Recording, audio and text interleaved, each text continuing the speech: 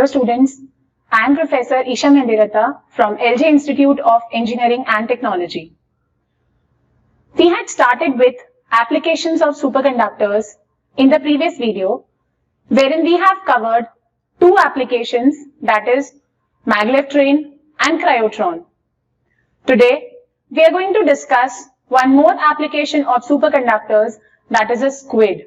Now, squid is an application which is based on Josephson effect. So first we'll be discussing what Josephson effect is, who proposed the Josephson effect, and then we'll be discussing squid.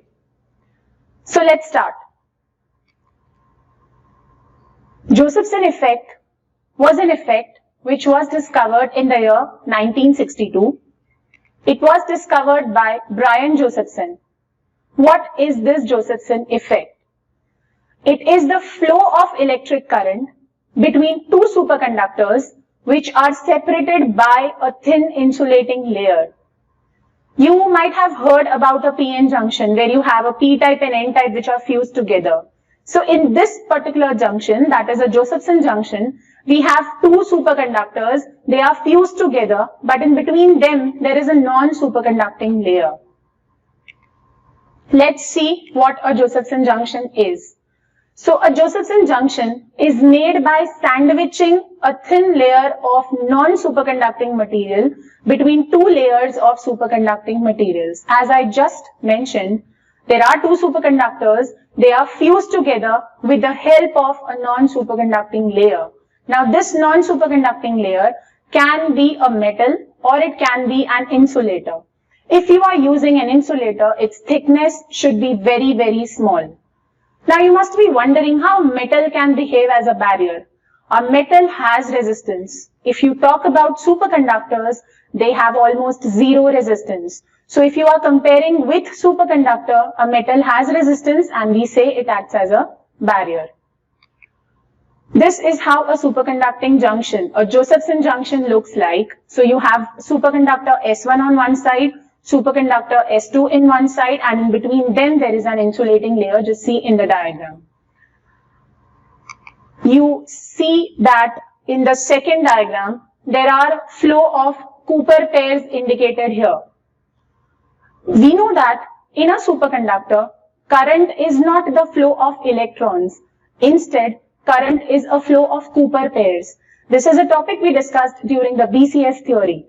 So in case of superconductors, the electrons pair with each other and they enter a bosonic phase which is known as the ground state. So actually in a superconducting junction, that is in a Josephson junction, we have flow of Cooper pairs. So this is what is indicated in this diagram. Now, if you say that there is a barrier or an insulating layer in between, how will you get a constant flow of current? So that is because of quantum tunneling. We say that these Cooper pairs, when they move across the junction, they actually tunnel through the junction. So let's see what quantum tunneling is. So suppose you have a ball which is connected to this slope. What do you feel? This will move down the slope, but it cannot climb up the hill. It stops here. If it is on a mountain, again it stops. It cannot on its own climb the steep. Let's have a look at quantum mechanics. What does quantum mechanics say? It says that amplitude never becomes zero. Instead, the amplitude exponentially decreases and is never zero. So this is unlike the classical mechanics. So now just have a look at the quantum mechanics. Because the exponential decrease in amplitude, because of the exponential increase in amplitude, the electron easily crosses the steep hill. Getting it? There is no need for the electron to climb up the hill. It can easily move on the other side. So it overcomes the barrier. This is the funda which is used in Josephson junction. Let's see what Josephson effect is. Josephson effect, as I said, was proposed by Brian Josephson. He divided the Josephson effect into two parts. The first part is known as DC Josephson effect. What is this DC Josephson effect? The DC Josephson effect says that if a constant current is made to flow through a Josephson junction, no voltage drop occurs as long as current is below its critical value. What does that mean? We know that because of quantum tunneling, the Cooper pairs will cross the barrier. So they will enter from one superconductor to another superconductor. The DC Josephson effect here says that in this particular current, if the potential applied is constant, there will be a constant flow of electric current.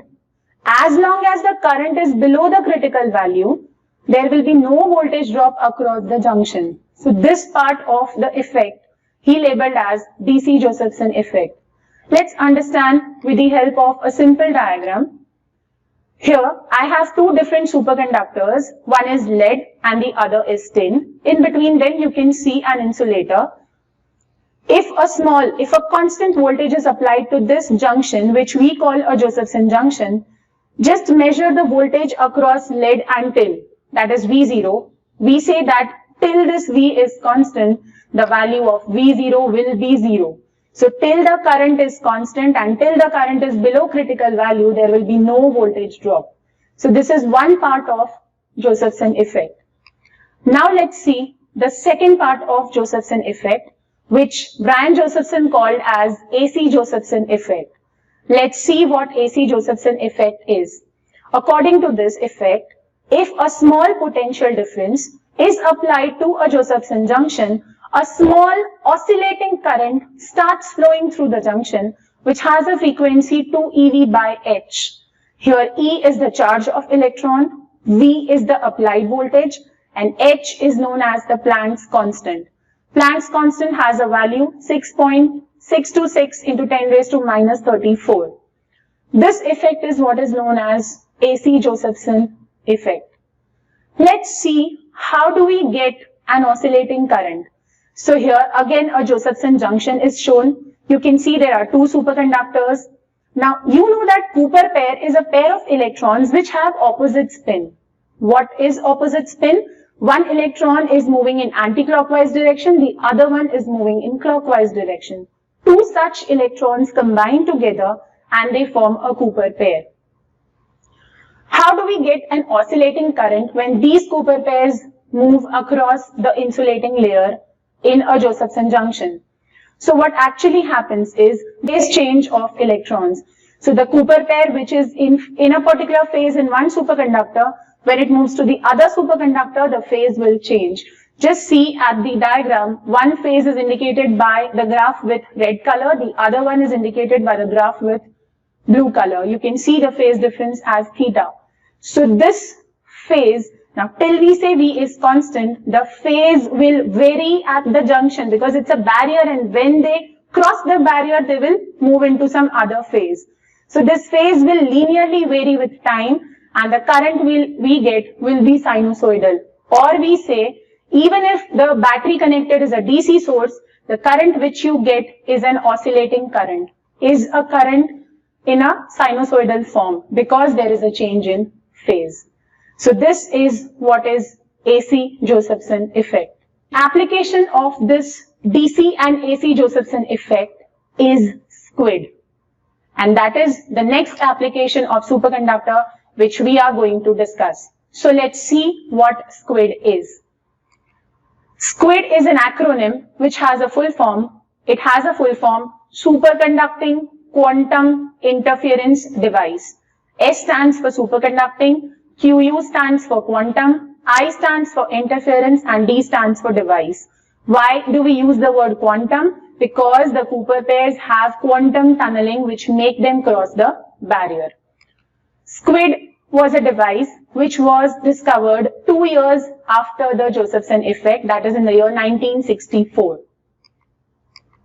Let's see what a SQUID is. Basically, SQUID is a very sensitive magnetometer which is used to measure extremely subtle magnetic fields. What do you mean by the word subtle? Weak. So it is used to measure extremely subtle magnetic fields which are based on superconducting loops containing Josephson junctions. Let's see what a SQUID is.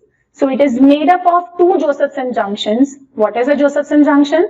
It is a junction which has one superconductor, another superconductor, and in between them there is a non-superconducting layer. So if you talk about a squid, it is made of two Josephson junctions which are connected in parallel. Let's see how it looks like. So it looks like this. Here you can see one Josephson junction on the upper side and the other Josephson junction on the bottom side. So this actually forms a squid. Now let's see how this works. So when applied magnetic field changes, there is a phase change at the junction and this leads to an alternating current. Let's see how. So this is just a squid. Now I'll be explaining you with the help of two different cases. Suppose we keep a squid and we apply a biasing current to a squid. So if the biasing current is applied to a squid, it will branch, then it will pass through the two junctions and it will come outside at the other end. In this case, whatever is the input current, the same will be the output current you get. Why? The reason is, because of superconductors, there will be zero resistance, so the same value of current will be at the output side. But just imagine, you just keep the squid in any magnetic field. So magnetic field is an external force which is applied to the squid, which is applied to the superconductors which are used in the squid. So this applied magnetic field will change its phase at the junction, and that will lead to a change in output current, and that leads to an alternating current. If there is a change in magnetic field, there will be a drop or a change in output current. So this is how it detects even very, very weak or subtle magnetic fields. Magnetic field is progressively applied to a squid. Progressively applied means if you are changing the magnetic field with respect to time, the voltage of the squid will be periodic. Why? Because we get an alternating current, because we get an oscillating current. If the variation is measured, you can say small changes in magnetic field can be determined. Even if there is a very small fluctuation in the magnetic field, what happens? Because of this applied magnetic field, internally also there is a current induced in the squid which is in the opposite direction. So the output current which we get will be a decreased value. It can measure very, very small values of magnetic fields. It can measure values as small as 10 raised to minus 18 Tesla. So basically squid acts like a magnetometer. It acts like a magnetic sensor which senses very small changes in magnetic field. Because whenever there is a change in magnetic field, there will be a change in current, the current induced. So the output current will decrease. Let's see what are the applications of squids. So squid is majorly used in medical industry where it is used to detect the neuron activities which is related to our brains. You know that our body also has biological currents, and that depends on the activities of our neurons, the cells which our brain is made up of. So any fluctuation in this value changes the very small magnetic field or the value of biological current. So such weak values can be detected by the help of squid. Next, it is used to detect very low values of Earth's magnetic field. The value of Earth's magnetic field is as low as 10 raised to minus 6 to 8 Tesla. So such weak values are detected by the help of squid. Next we have, it is used in oil exploration system. Before mining or before oil extraction from the soil, minerals are tested. These minerals have very low values of magnetic field. Such low values of magnetic fields can be detected with the help of squid. And lastly, we have squid as a magnetic sensor. That is the reason it has a name also, magnetometer. So these were some of the applications of squid. So in today's lecture, we discussed what is Josephson effect, what is a Josephson junction, the two types of Josephson effects, the application of Josephson effect, that is squid. So how a squid is constructed, how it works, and what are the applications of squid. So with this topic, I end my chapter superconductivity. I will be starting with next chapter of our syllabus from the coming video. Till then, take care. Thank you.